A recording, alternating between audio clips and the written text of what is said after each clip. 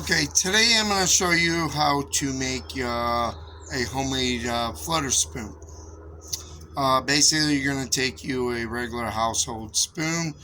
Um, Depending on the size of the fish you're targeting, depends on your size of the spoon. Just a regular teaspoon might be all right. This is just a regular tablespoon. What we're going to do is we're going to drill a hole here and a hole back here. Um, doesn't really matter the drill bit size, just something smaller. The ending, you're going to basically put a split ring through the hole, and a treble hook or a straight shank hook, however.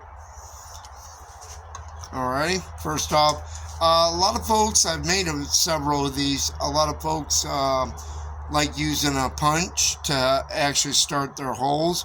This is a little slick.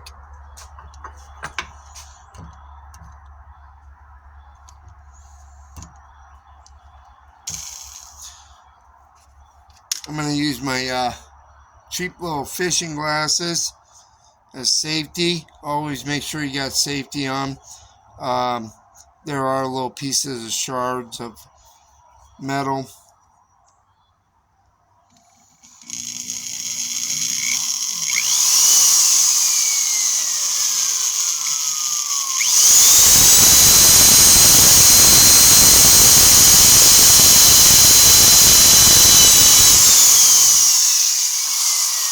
Got our first hole, somewhere up to the front. Get close, not too close. You still need the strength. Alrighty, this one's normally easier to do it like so too, with the spoon cup part. Get pretty close to the back, as in we're going to cut off this handle of the spoon.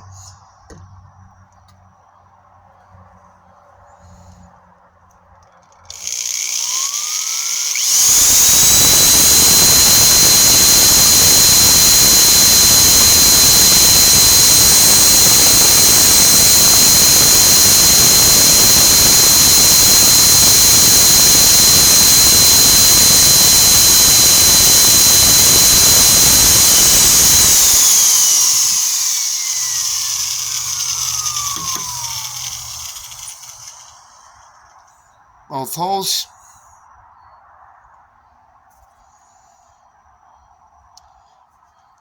Got it back more into the handle.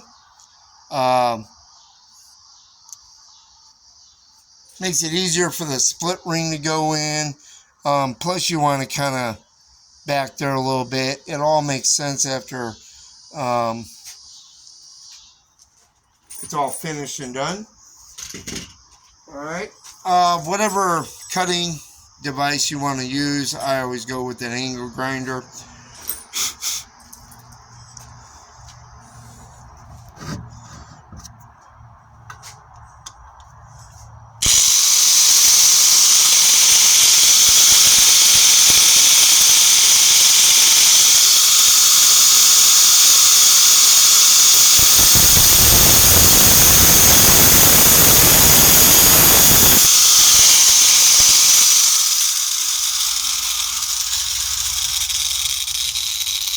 Cutting it a little bit with that extra on there is okay, because we can bring it back, we can grind it back.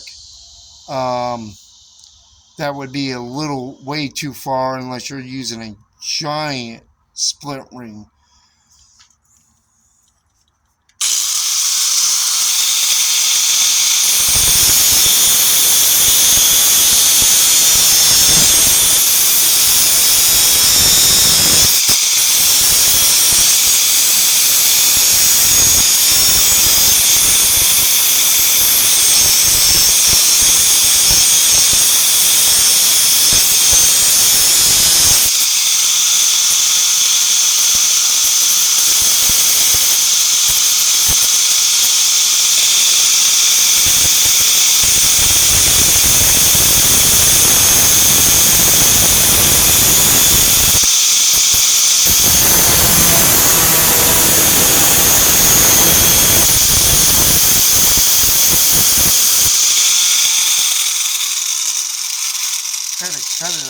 time.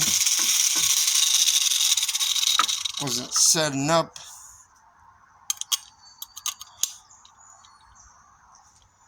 Exactly how I needed it. That thing was gonna fall. First video I did. Trigger fell, bent everything up, the whole 9 yards. Now let's get it pretty hot. I'm gonna round that off a little better. Ain't gotta be perfect.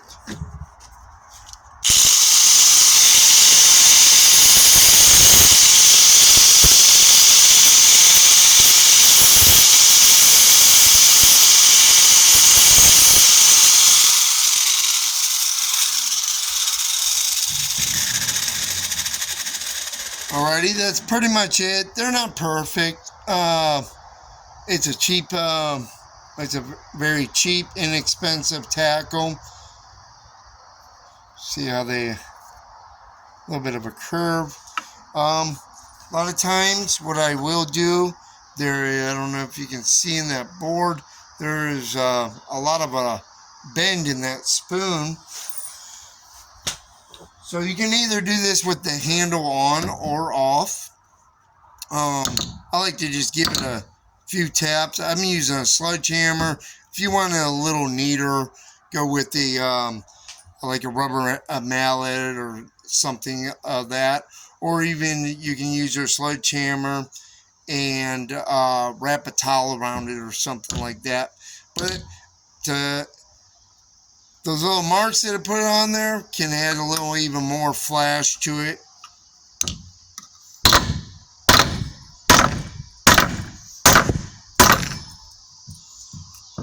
Brings that a little more flatter. Either you're fluttering it down or you're dragging it. Well, I guess it would be more or less dragging it like so. Creates less drag.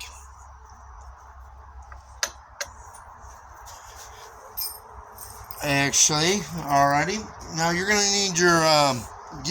need a pair of split ring pliers. You're gonna add split rings and your treble hook. I already have one actually finished for you. Let's see if I can get a better angles on this. Split ring at the top. You want the treble hook to go towards the back. This would be the wide end of the spoon. Come right on through. We have shiners down here, thousands of them. I'm actually going to take this out to a creek because I'm going to make another video on how to set up your bait caster for beginners. Easy little trick. On this case, I am actually going to add, I'm not sponsored by these at all. It is a Spike It. I'm going to go with the blue. When the little shiners are flipping around in there, it gives off a little bit of a blue flash. So I'm going to add some of that. Scribble it on there a little bit. And nothing's got to be nice and neat on this at all. This actually is a scented marker.